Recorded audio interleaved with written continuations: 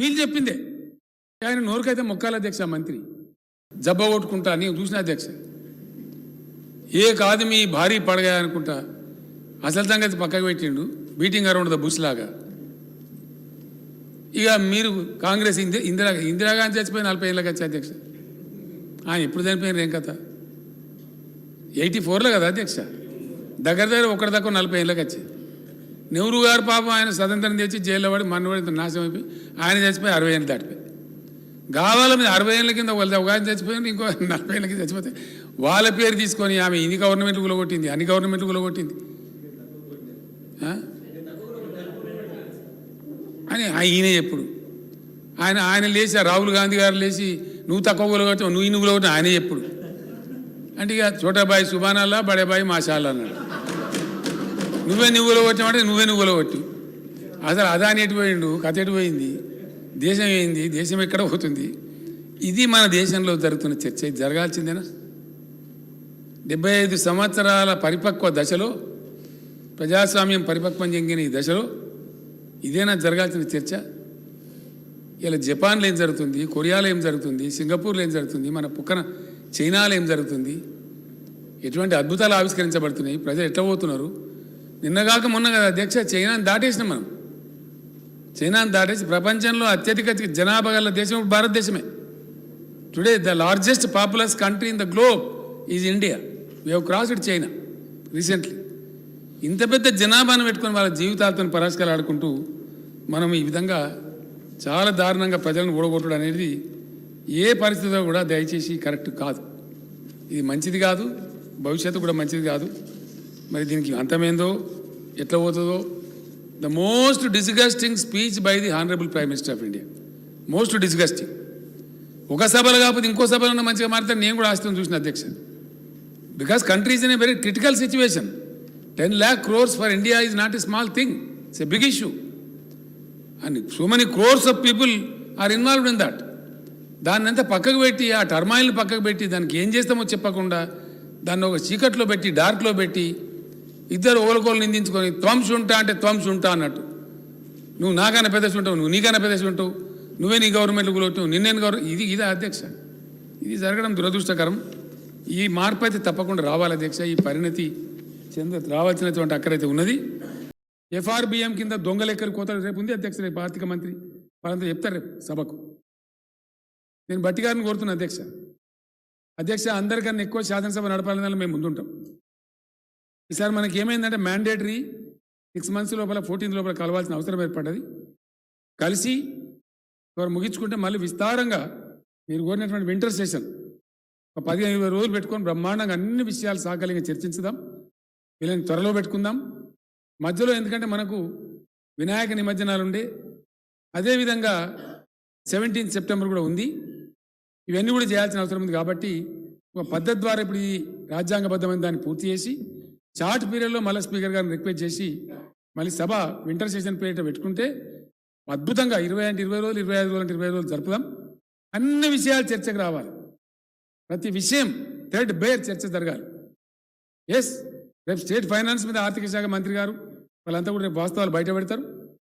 నేను కోరుతున్న అందరు సభ్యులు పాల్గొనండి, దయచేసి అన్ని పార్టీల వాళ్ళు పాల్గొనండి.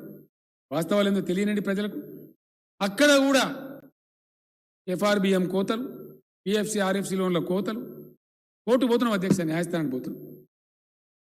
సగానికి సగం దెబ్బపెట్టిన అధ్యక్ష.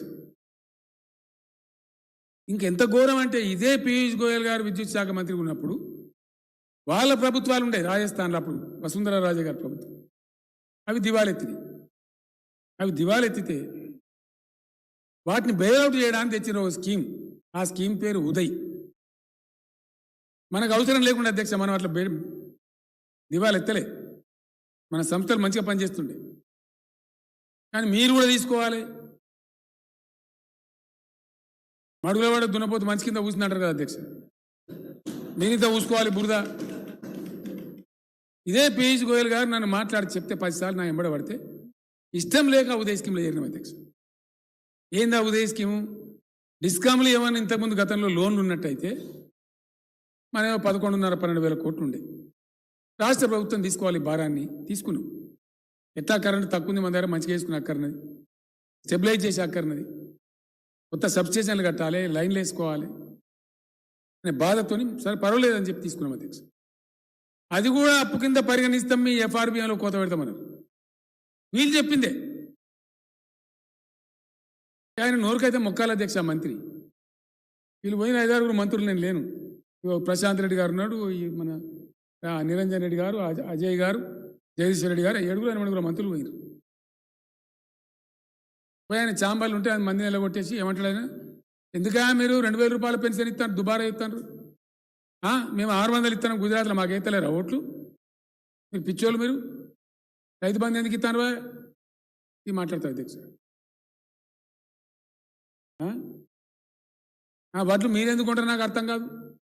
1200-1300 అమ్ముకుంటారు, అమ్ముకొని మీకేంది పెద్ద మీరు లేదు, ఏ రాష్ట్రం చేయండి, మీరెందుకు పెద్ద సిపాయిలా, ఇది మాట్లాడతారు అధ్యక్ష. ప్రైవేట్లో ఉదయ్ తీసుకోమని ఆయన న్యాయంపడబడేది, తీసుకున్న ఉదయం మళ్ళీ ఇప్పుడు గోల్మాలు తిప్పుతామంటే మళ్ళీ కోర్టు కోతామంటే మళ్ళీ ఇచ్చారు అధ్యక్ష. అరే మీరు ఇచ్చిన అప్పు కదనే, మీరు ఎత్తుకోమంటే ఎత్తుకున్న భారం ఇది ఎట్లా కట్ చేస్తారు? అసలు లోపల జరిగేది ఈ కథ అధ్యక్ష. నేను అందుకే అంటున్నా, వింటర్ సమావేశాల పేరిట 25 రోజులు జరగాల్సిందే శాసనసభ. ప్రతి విషయంలో ఈ కేంద్ర ప్రభుత్వం యొక్క దుర్నీతి ఒక గంటలో చెప్పలేం అధ్యక్ష, ఒక అర్ధగంటలో చెప్పలేం, అంత కథ ఉన్నది 8 ఏళ్ళ. ఈ విశ్వగురువు పెట్టే ప్రసాదం ఏందో, ఈ దేశాన్ని యారు తీసుకుపోతారో,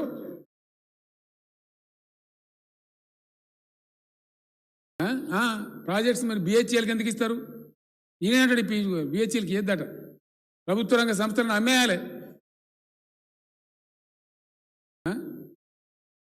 ఇక అది కూడా చెప్తే ఇప్పుడు లాస్ట్ పాయింట్ అదే చెప్పి ముగిస్తాను. విశ్వగురు వారి యొక్క విశ్వరూపం ఏంటంటే అధ్యక్ష, భయంకరం అన్నమాట. దేశం పరువైపోతుంది. ఏ రోజు కూడా వేరే దేశాలలో మన ప్రధానమంత్రి వ్యతిరేకంగా ప్లేకార్డులు పట్టుకొని నిరసనలు చెప్పారు అధ్యక్ష. Narendra Modi, don't exploit hour weakness, don't help your business friends అని శ్రీలంక దేశంలో యువకులు లక్షల మంది, వేల మంది ప్లేకార్డులు పట్టుకొని మా బలహీనతను, మా ఆర్థిక బలహీనతను మోసం చేయకండి, దోపిడీ చేయకండి అని అరుస్తా ఉన్నారు అధ్యక్ష.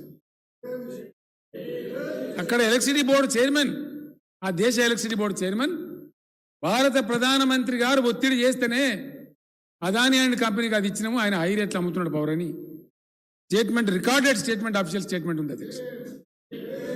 Before the parliament committee of Sri Lanka.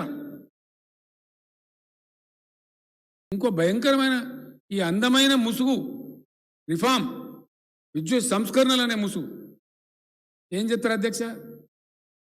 ఇక్కడ మన సింగరేణిలో చాలా ఎఫిషియెంట్ మన తెలంగాణ బిడ్డలు పనిచేశారు. నా దగ్గర ప్రిన్సిపల్ సెక్రటరీ ఉన్న నరసింహరావు ఉండే ఎండీగా